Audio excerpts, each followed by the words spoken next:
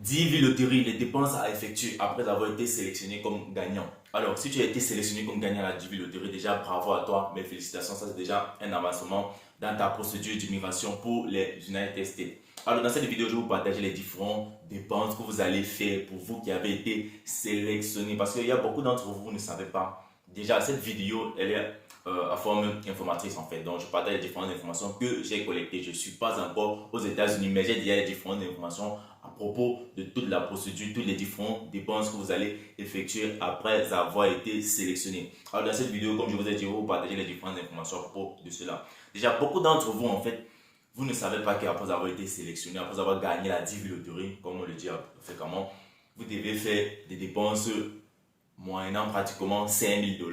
Donc, écoutez très bien. Beaucoup d'entre vous ne connaissez même pas ce qu'on appelle même déjà la 17 Div Lottery. Vous jouez juste pour jouer en fait. Vous vous dites peut-être que c'est la Div Lottery qui va couvrir votre frais de déplacement, les frais du voyage, les frais du billet d'avion, les frais de visa, les frais d'assurance maladie, etc. Non, c'est vous qui allez dépenser tous ces différents frais-là. Donc les amis, déjà, likez et partagez cette vidéo au maximum pour pouvoir aider ces différentes personnes en fait qui ne savent même pas déjà c'est quoi la Div Lottery, qui vont juste jouer peut-être parce qu'ils entendent que lorsque tu gagnes la Div Lottery, tu voyages, etc.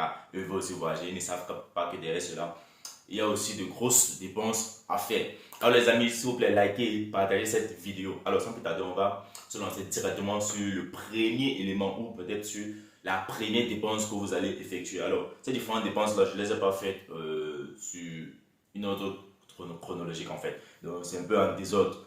Mais l'essentiel c'est que vous ayez déjà tous ces différents éléments de dépenses. Et à propos de cela, j'ai noté cela sur mon notebook. Alors, la première dépense que vous allez faire, c'est la visite médicale. Ah oui, lorsque vous allez en fait gagner la DV Loterie et lors du remplissage aussi du formulaire appelé DS260, on va vous demander cela, la visite médicale.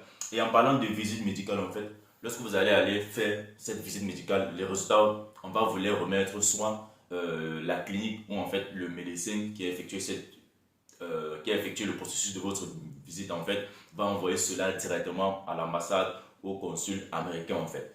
Donc soit on vous remet ce résultat dans une enveloppe scellée, soit ils vont envoyer le résultat directement à l'ambassade. Alors les frais de visite médicale, cela ça varie en fait. Donc c'est pas un prix fixe, ça varie dépendamment de la clinique et dépendamment aussi du médecin en charge en fait. Alors les prix de la visite médicale varient entre 120 $ à 250 $.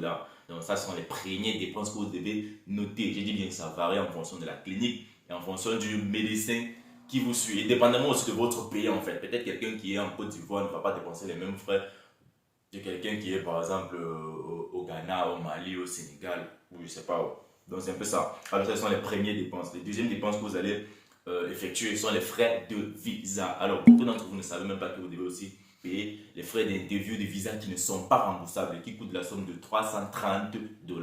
Ça c'est par personne. Par exemple, si tu gagnes la Div Lottery, tu es le joueur principal et que tu veux associer par exemple ta femme, tes enfants, quoi que ce soit, tu vas payer cette somme pour chaque personne. Donc, si tu vas payer déjà pour toi 330 $, si tu associes ta femme, tu vas aussi payer 330 $ pour ta femme. Et ces frais ne sont pas remboursables. Et ces frais aussi dépendent en fait des ambassades. Une autre ambassade peut vous demander de payer de 350. Donc, ça dépend. Mais en moyenne, c'est 330 $. Alors, lorsque vous allez à l'ambassade, en fait, lors du paiement des frais de visa, etc., on va vous demander aussi d'autres documents comme des photos portraits, deux photos portraits de vous. Les exemplaires sont les mêmes photos portraits que vous avez joué à la Div Lottery avec, donc ce même format-là, en fond blanc, photo couleur en fait. Et le formulaire DS260, vous devez aussi le remplir. Et à propos de ce formulaire, j'ai fait une vidéo, j'ai fait pratiquement trois vidéos à propos de ce formulaire.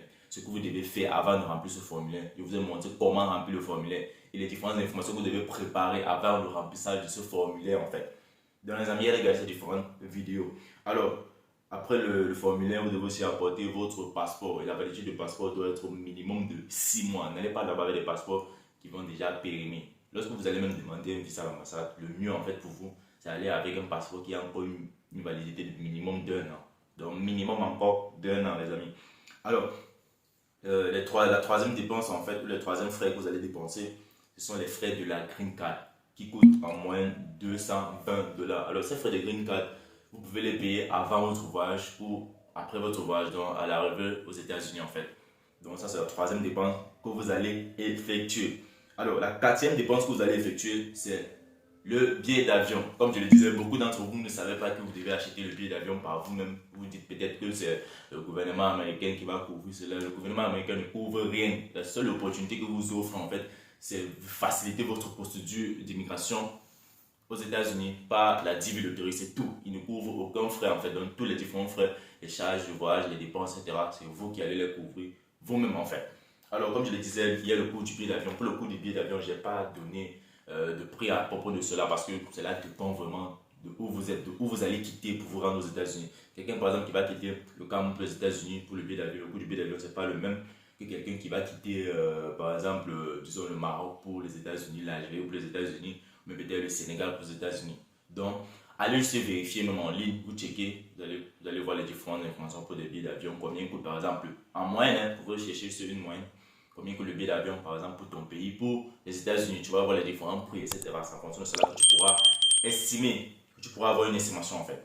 Alors, la cinquième dépense que tu vas faire, ce sont les frais de dossier. Quand je parle de frais de dossier, ce ne sont pas vraiment des frais que tu vas payer, mais ce sont des frais qui seront accompagnés à la constitution de tes différents documents. Par exemple, il faudra timbrer, il faudra que tu te déplaces, des petites dépenses comme ça en fait, dans les timbres, déplacements, etc. Donc ça, moi j'appelle les frais des dossiers. D'ailleurs, c'est ces frais qui vont accompagner durant la constitution des différents documents. Alors, comme sixième frais de temps pour moi, ce sont les frais de logement. Déjà, pour pouvoir voyager, il faut que tu réserves un logement là-bas où tu dois avoir un sponsor. Ce sponsor-là, maintenant, va t'accueillir. Tu dois m'envoyer un sponsor, en fait. C'est même pas que c'est... Bon, actuellement, ces sponsors-là, ils vous accueillent chez eux, en fait. Soit le sponsor peut te réserver un logement, donc c'est l'un des deux que tu dois faire. Tu dois avoir un sponsor et réserver le logement, ou soit le sponsor peut t'accueillir chez lui. Le sponsor, c'est qui? C'est celui-là qui va t'accueillir durant tes débuts aux États-Unis, te montrer comment faire les choses, la documentation, le reste des choses qu'il faut faire là-bas avant d'obtenir la green card, etc. Donc c'est un peu ça. Donc voilà les différents paiements ou les différentes dépenses à faire lors de votre sélection, après votre sélection, autant pour moi en fait. Alors pour le sponsor, comme je le disais, le sponsoring en fait, ça va se débattre les frais du sponsor. Bien évidemment, il va falloir payer cette personne en fait. Donc, moi, je ne suis pas un sponsor, je ne connais pas de sponsor. Mais vous pouvez faire vos propres recherches et peut-être vous allez en trouver. Donc, à propos de leur service, ils peuvent vous dire combien eux ils chargent. Donc, ça dépend. Alors, en moyenne, les amis, en moyenne, comme on peut globaliser en fait, beaucoup d'entre vous me disent que j'ai listé beaucoup de frais, j'ai trop bavardé, etc. Mais en moyenne, ça peut coûter combien? La procédure d'immigration vers les États-Unis, après avoir été sélectionné, coûte en moyenne 4 500 $. Ça peut aller jusqu'à 7 000 $, dépendamment de comment tu as fait ta procédure et qui t'accompagne, et dépendamment de ton pays. Il y a aussi le prix du billet d'avion qui varie. Donc, il y a beaucoup de choses qui varient, les amis. Mais en moyenne, c'est 4 500 $ le minimum. Et ça peut aller jusqu'à 7 000 $. Donc, les amis, voilà les différents frais et dépenses que vous allez effectuer après votre sélection à la DiviLottery. Alors j'espère que vous avez aimé cette vidéo, j'espère que vous avez aimé les différents contenus que j'ai partagés avec vous aujourd'hui. Moi c'est Franck pour la peut-être la chaîne étudiant Chibidon. Peut-être c'est la page de étudiant Chibidon. Si tu as aimé cette vidéo, n'hésite pas à t'abonner, à activer la cloche de notification pour être toujours notifié lorsque je partage du contenu à propos de l'immigration à l'étranger. Alors les amis, sur ce, je vous souhaite une bonne fête de fin d'année et portez-vous bien. Et aussi dites-moi dans la partie commentaire, j'aimerais faire une série de vidéos maintenant à propos de la Lituanie, l'Estonie et aussi la Lettonie en fait, ces trois pays là, je confonds un peu. Alors pour ces différentes personnes qui sont intéressées à propos des études là-bas, juste faites-le-moi savoir dans la partie commentaire et je ferai une série de vidéos à propos de ces trois pays là qui sont membres de l'Union Européenne et membres de l'espace Schengen. Alors faites-le-moi savoir dans la partie commentaire les amis, sur ce on se dit ciao.